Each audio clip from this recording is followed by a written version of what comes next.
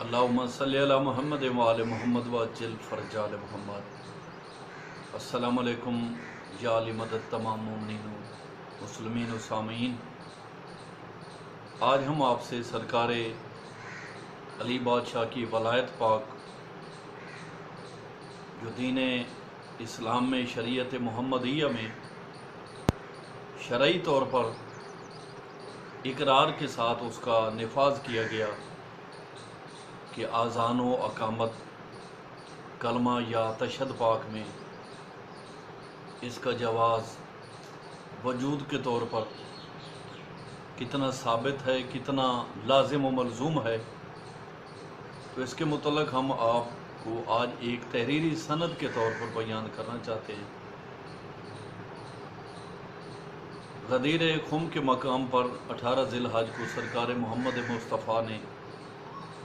جو بابانگ دہل اعلان ولایت پاک سرکار علی ابن ابی طالب علیہ الصلوۃ والسلام کا کیا، بعض صاحبان مفسرین جن کا تعلق تاریخ کے ان اوامر سے ہے، محدثین سے روایت کرتے ہیں کہ یہ تعداد کم از کم 2.5 لاکھ بھی تھی، اس سے کم 1.25 لاکھ کا بھی بیان کتابوں میں ملتا ہے، لیکن اکثر مفسرین نے، راویان نے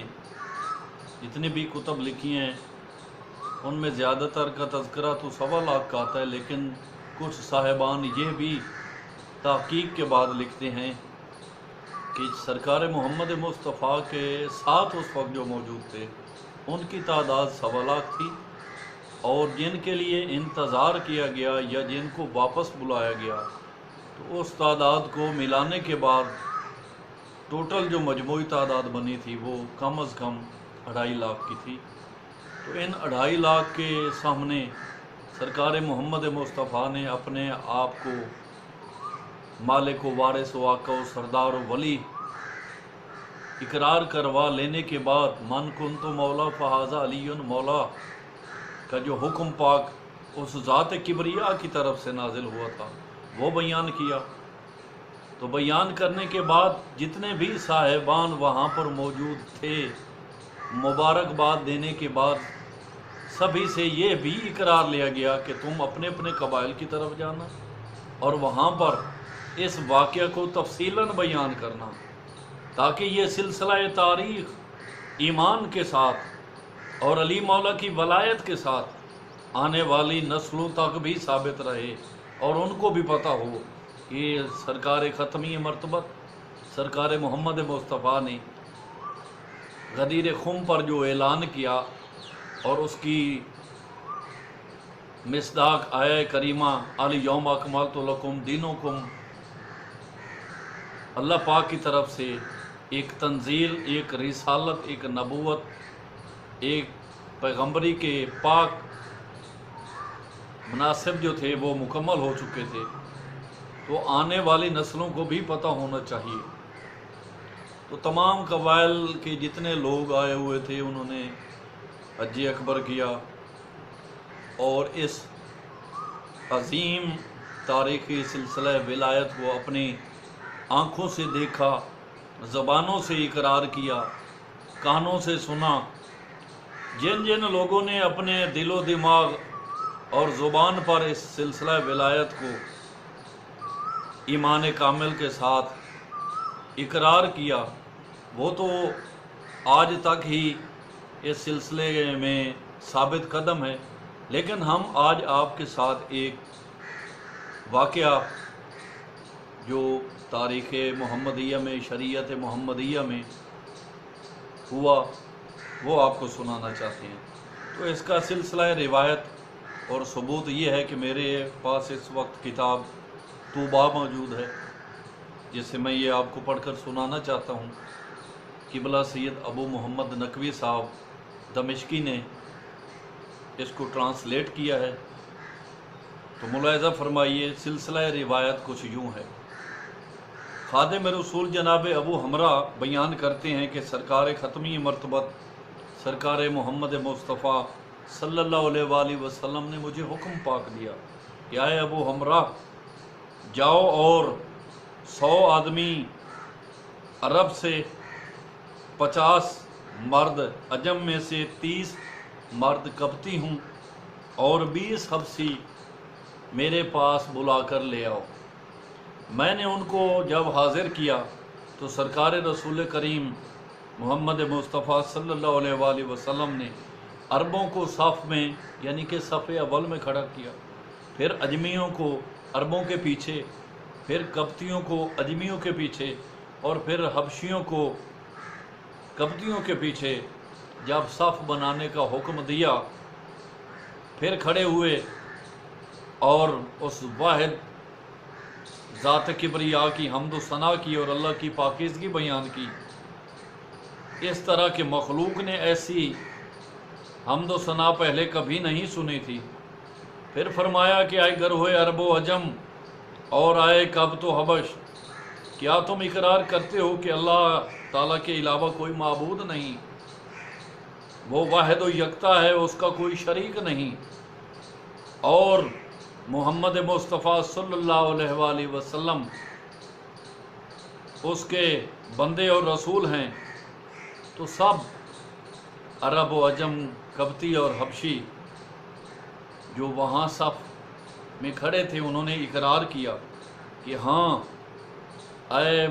پیغمبر مصطفیٰ، اے صادق و امین، اے ہمارے سچے رسول اللہ کی طرف سے بھیجے ہوئے حبیب خدا، ہم اقرار کرتے ہیں۔ اور اسی طرح سرکار محمد مصطفیٰ نے 3 دفعہ ان سے یہ اقرار لیا۔ پھر 3 مرتبہ سرکار محمد مصطفیٰ نے یہ فرمایا کہ کیا تم گواہی دیتے ہو کہ اللہ کے سوا کوئی معبود نہیں اور میں محمد صلی اللہ علیہ وآلہ وسلم اس کا بندہ اور رسول ہوں، اور یہ کہ علی صلاۃ وسلام ابن ابی طالب علیہ الصلاۃ وسلام امیر المومنین ہیں اور میرے بعد ولی امر اور میرے خلیفہ ہیں، میرے وصی و جانشین ہیں؟ تو سب نے کہا جی ہاں۔ آپ صلی اللہ علیہ وآلہ وسلم نے فرمایا اے اللہ تو گواہ رہے، حتیٰ کہ 3 بار فرمایا۔ پھر سرکار علی علیہ الصلاۃ والسلام سے فرمایا کہ اے ابو الحسن علیہ الصلاۃ والسلام، جائیے اور کاغذ قلم دوات لے کر آئیے تاکہ میں اس سلسلہ کو سند کے طور پر محفوظ کر لوں اور گواہی کے طور پر ایک صادق مزاجی کے ساتھ یہ ہمارے پاس بھی ثبوت رہے اور ان لوگوں کے پاس بھی ثبوت رہے۔ سرکار علی بادشاہ کاغذ قلم دوات لے آئے اور سرکار کے حضور پیش کیا تو سرکار نے یہ سب کچھ لکھا کہ بسم اللہ الرحمن الرحیم، یہ کہ عرب و عجم و قبطی و حبشی اقرار کرتے ہیں ان شہادات کا کہ اللہ کے سوا کوئی معبود نہیں، اور یہ کہ محمد مصطفیٰ صلی اللہ علیہ وآلہ وسلم اس کے بندہ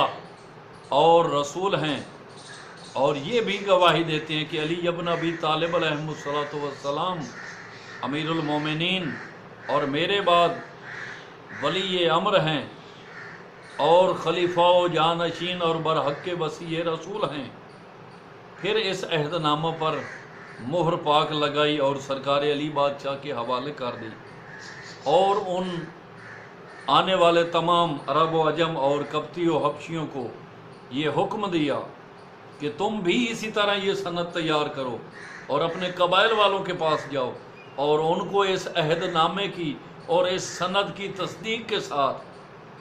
اپنے قبائل کو جب بھی تم تبلیغ توحید کرو، جب بھی تم شریعت محمدی کے لیے ان کو اپنی طرف بلاؤ کہ وہ اسلام کی طرف رجوع کریں، تو اس سند کے ساتھ ان سے اپنی بیعت لینا کہ ہم سے محمد مصطفیٰ نے شریعت محمدیہ پر، دین اسلام پر ان شہادات کے سند کے ساتھ ہم سے اقرار لیا ہے۔ رسول اکرم نے تمام نسلوں کے نمائندوں کو بلا کر 3 دفعہ اقرار لے کر تحریری سندیں ان کو بھی دیں۔ اس کے بعد اگر کوئی بحث و شک کسی مقصر یا منافق میں رہ جاتا ہے تو وہ اپنے ذہن کا علاج کرائے یا اپنے حسب نسب کی علاج کرے، کہ اس کو کیا مسئلہ ہے، کیونکہ محمد مصطفیٰ صلی اللہ علیہ وآلہ وسلم کا یہ فرمان اقدس ہے کہ یا علی نہیں مان سکتا۔ اقرار یا انکار کا یہ سلسلہ رسول کریم نے مدینہ پاک اور مکہ پاک میں اعلان کر کے بتا دیا تھا کہ یا علی نہیں مان سکتا تجھ کو وہ شخص جو منافق ہو یا مبغض ہو، اور وہی اقرار کرے گا جو حلال زادہ ہو اور مومن ہو۔ تو محمد والے محمد کے فرامین پر عمل پیرا ہوتے ہوئے یہ کتاب میرے سامنے ہے، اور میں نے اس کو ہائی لائٹ بھی کیا ہوا ہے، یہ آپ دیکھ سکتے ہیں۔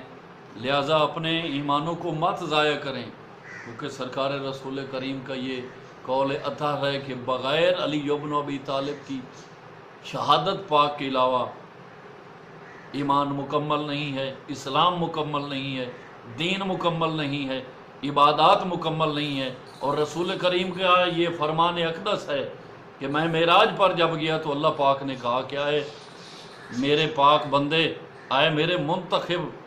حبیب اللہ، جا کر لوگوں کو بتا دو کہ اگر ایک بندہ